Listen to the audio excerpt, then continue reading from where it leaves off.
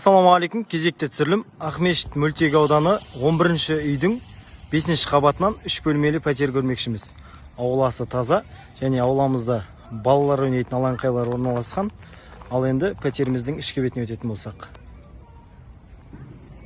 Үйіміздің кіреберіс бөлігі стеналары толықтай абойланған және кең. Осы кіреберістен оңға қарай өтетін болсақ, бұл жақта үйіміздің бірінші жатын бөлмесі. Стеналар абойланған, терезесі пластик, батарея чугунный және терезесі решеткіленген. Осы бірінші жатын бөлменің сол жақ тұсында үйіміздің екінші жатын бөлмесі орналасқан. Бұл жақта да стеналар абойланған. Үйіміздің толықтай ремонты жақсы, полы линолеум.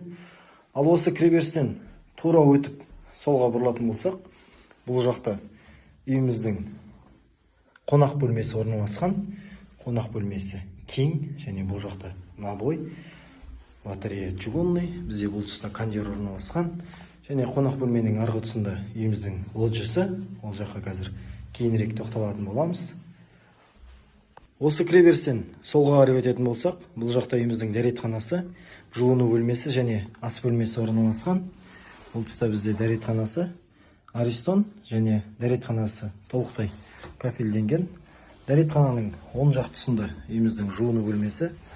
Жуыну бөлмесі де көріп тұрғандарыңыздай толықтай кафельденген. Ал әрі қарай тура өтетін болсақ, бұл жақта үйіміздің ас бөлмесі. Ас бөлмесі стеналары толықтай боялған және арнайы ас бөлме жиһазы тұратын тұс кафельденген. Осы ас бөлмеміз арқылы үйіміздің бағана айтып өткен лоджиясына өте аламыз. Лоджиясы кең. Көріп тұрғандарыңыздай терезесі пластик және решеткіленген. Лоджияның терезесі аула жақ бетке қарайды.